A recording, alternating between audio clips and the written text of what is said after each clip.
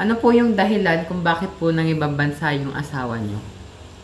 Unang-una, kaya siya nag-abroad dahil maliit po ang kita niya dito sa Pilipinas. Kaya siya nag-abroad. Hindi po sapat yung kita niya para sa gastusin. Pang-araw-araw na gastusin at para sa pag-aaral ng mga bata, ng mga anak niya. Kaya po siya nag-abroad. Question number 2 po is, ano po yung estado or yung trabaho po ng asawa nyo sa ibang bansa? Kontrata po ba to or yung permanent na pong trabaho? At saka ilang taon na po siyang nagtatrabaho sa ibang bansa? Yung unang pagtatrabaho niya, napunta siya sa Qatar. Isa siyang millwright fitter doon. Bali, 17 years siya na pabalik-balik sa Qatar. Ngayon, nasa na siya sa Poland. Isa naman siyang factory worker doon. Bali, wala pa siyang 1 year na nakakapagtrabaho sa Poland. Sa tingin nyo po, ano po kaya yung kalagayan ng asawa nyo dun sa ibang bansa? At meron po ba siyang kasama sa bansang pinuntahan? Sa tingin ko, maayos naman ang kanyang kalagayan doon. Dahil araw-araw naman kaming nakakapag-usap sa video call. Kaya alam kong maayos ang kalagayan niya. Meron siyang mga kasama, may kasama siyang Pilipino na umalis papunta doon. Tapos may mga ibang lahi rin na kasama siya ngayon doon sa trabaho. So for the question number 4 po, ano po kaya yung madalas na ginagamit ng asawa niyo na wika? English po ba or natutunan niya rin po yung wika doon sa bansang pinuntahan niya?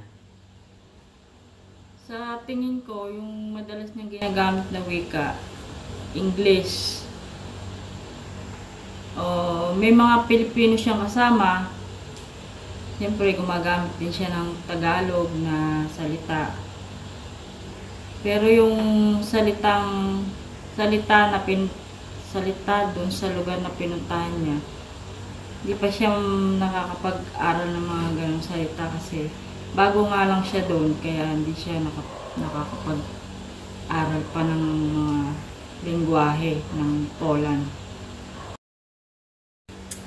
For the question number 6 po, may nararanasan po ba yung asawa niyo na diskriminasyon sa ibang bansa or may nasabi na po siya about dun po sa mga diskriminasyon?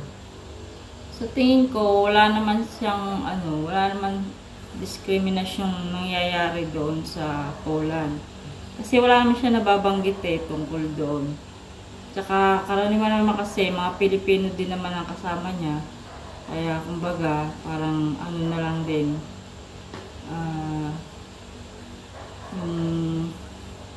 Walang diskriminasyon doon.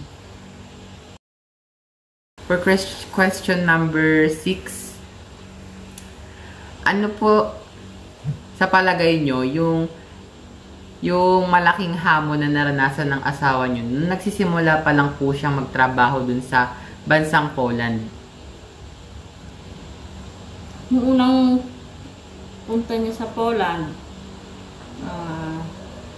parang hindi okay sa kanya yung trabaho dahil unang-una kulang sa overtime, hindi nagbibigay ng overtime. Tsaka yung sahod nila hindi ganun ka laki. Kumbaga mababa ang sahod na inanuhan nila doon. Kaya naisipan niyang lumipat ng company para mas makahanap ng magandang sahod at saka trabaho, yung may overtime, ganon. For question number 7, ano po yung mapapayo nyo sa mga Pilipinong nagbabalak mag-migrate or umalis ng bansa para po magtrabaho sa ibang bansa para po makapaghanap ng magandang job opportunities? Para sa mga mag-a-abroad,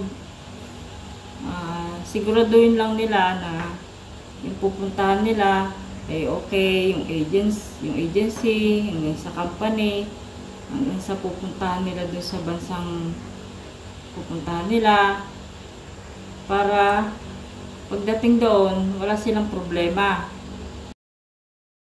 For the last question po is, mayroon po bang epekto ang pangingibang bansa sa inyong mga anak? Oo, meron. Merong epekto sa mga bata. Una-una, parang pagka iniwan nilang medyo lalo kung iniwan nilang medyo maliliit pa yung mga bata, hindi kasama yung tatay nila dahil nasa ibang bansa nga. Pagka dumating yung tatay, hindi sila masyadong malapit sa tatay nila. Kumbaga, malayo ang loob nila. Hindi katulad ng ano nila sa nanay nila, na malapit na malapit. Eh, yung tatay nila na matagal sa abroad, naiilang sila. Marang ilang silang kausapin. May ano pa rin, epekto. Kumbaga, parang malayo ang loob ng mga bata dun sa tatay nila. So, thank you po for answering the question and bye-bye. Ay!